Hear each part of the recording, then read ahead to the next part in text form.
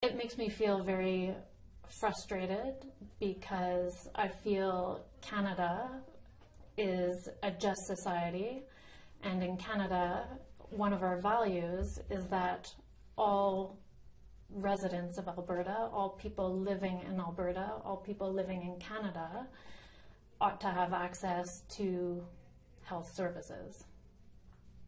And right now, is that working out?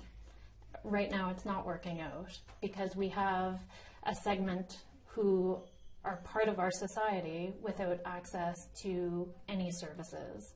So unable to see a doctor without paying, unable to have a lab test without paying, unable to have an x-ray without paying.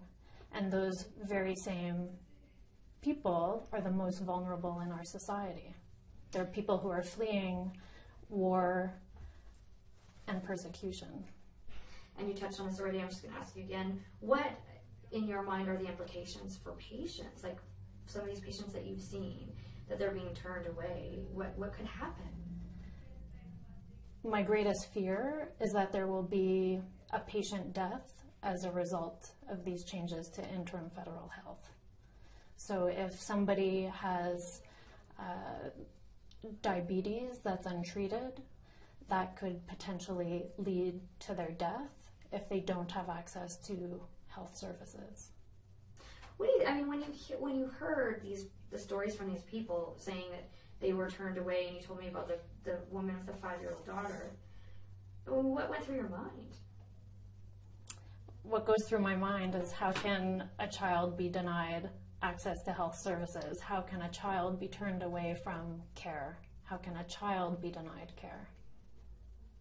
And what do you think about a medical system that does that? In terms of our medical system, I think our medical system intends to cover everybody. However, there's this gap that's developed since June, and I am hopeful that our medical system will address that gap. So I'm hopeful because the minister has an interest in primary care. He understands health policy. So I'm very hopeful that Minister Horn will bridge that gap.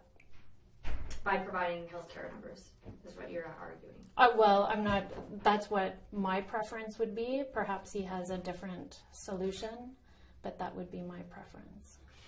And just briefly, tell me about this 5-year-old girl. So this was a patient who was seen by a colleague of mine, a 5-year-old girl, refugee claimant from Mexico, and she sustained trauma, which caused multiple facial injuries. Her mother took her to the hospital emergency department, and at registration, again, she was asked to pay.